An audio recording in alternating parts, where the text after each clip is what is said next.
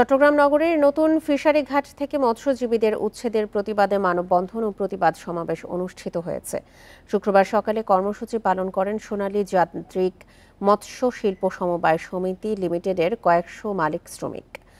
সমাবেশ বক্তারা বলেন, গত কয়েক বছর ধরে তারা নতুন ফিশারি ঘাটে মাছের ব্যবসা করে আসছেন, কিন্তু হঠাৎ করে একটি মহল তাদের সেখান থেকে উচ্ছেদ করার চেষ্টা করছে।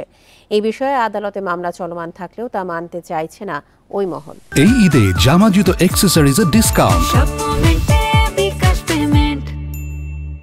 আর তাই বাধ্য হয়ে এখানকার মৎস্যজীবীরা আন্দোলনে নেমেছেন। পুনর্বাসন ছাড়া ব্যবসায়ীদের উচ্ছেদ করতে চাইলে আগামীতে কঠোর আন্দোলনে যাবার হুমকিও দেন তারা।